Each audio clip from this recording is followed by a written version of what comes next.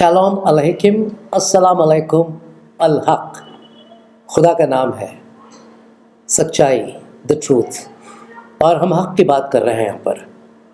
हक़ ये है कि किताब मुक़द्दस को बिल्कुल भी बदला नहीं किया है, और इस बात की तस्दीक और इसका सबूत हम आपके सामने लेकर आ रहे हैं इस एपिसोड के ज़रिए। इससे पहले वाले एपिसोड्स में हमने बहुत सारी बातें बताई हैं, और ये जो प्रोग्राम हमने तैयार किया है ख़ास तौर से इसलिए ताकि जो हमारे मुसलमान भाई और बहन हैं जो खुदा पे ईमान रखते हैं, किताबों पे ईमान रखते हैं, वो ये जान जाए कि उन्हें जो तालीम दी गई है कि किताब मुक़द्दस यानी होली बाइबल को बदल दिया गया है, बात ऐसी नहीं है। आज हम एक ख़ास मौजू पर कुछ तज़किरा करने जा रहे हैं जो कि किताब मुक़द्दस में भी दर्ज है और कुरान मजीद में भी। और ये वो वाक़या है जब बनी इसराइल भटक रहा था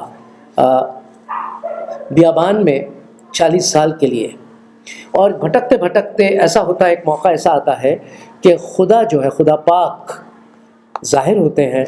वो भी बिजली कड़कती है, रोशनी गिरती है लोगों पर, और लोग बिल्कुल परेशान हो जाते हैं। तो क्या ऐसा कुरान मजीद में है? अगर है तो आप ज़रा पढ़ के बताइए कि कुरान मजीद क्या कोई ऐसी बात करता है।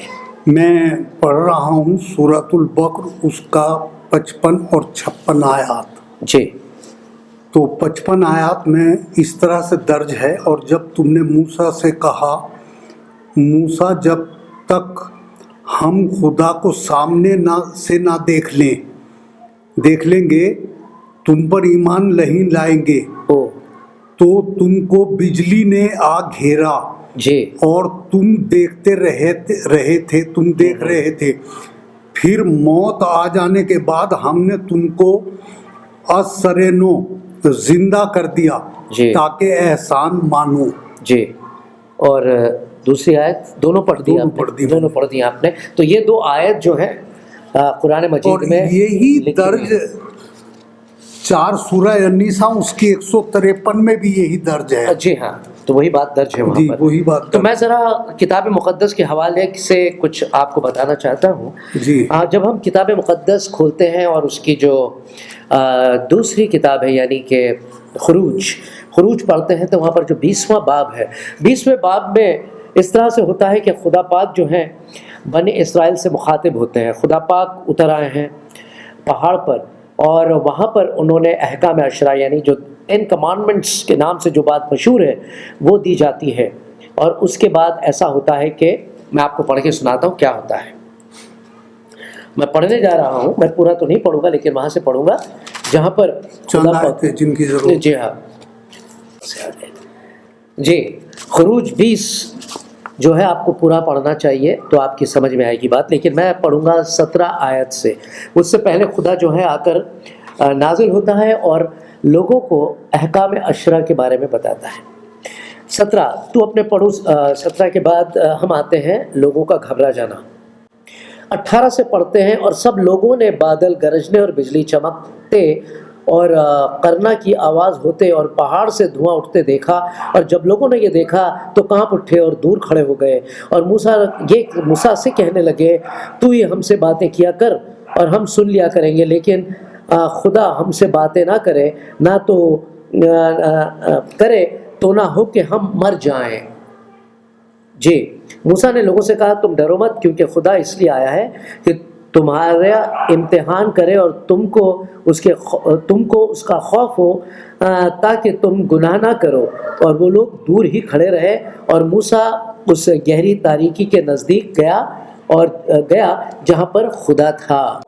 एक बात वाजिब है और सही है कि कुरान मजीद में एक तज़किरा किया गया है, और कुरान लिखा गया तो तकरीबन 2000 साल बाद, हज़रत मूसा के 2000 साल बाद तकरीबन। जी हाँ।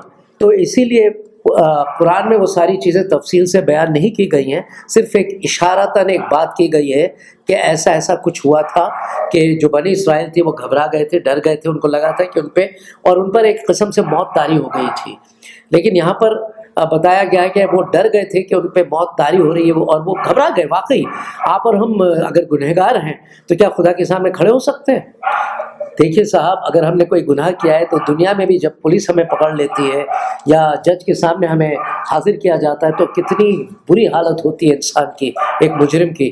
تو سوچئے وہ خدا جو ہر چیز جانتا ہے، اس کے سامنے جب ہم جائیں گے تو ہمارا کیا حشر ہوگا، کیا انجام ہوگا. تو یہ بات طے ہے یہاں پر کہ اس طرح سے یہ باتیں ہوئی تھیں جو کتاب مقدس میں درج ہیں. اور اس سے ہم ایک بات کو آپ کے سامنے لانا چاہتے ہیں کہ یہ کتاب کو بالکل بدلا نہیں گیا ہے.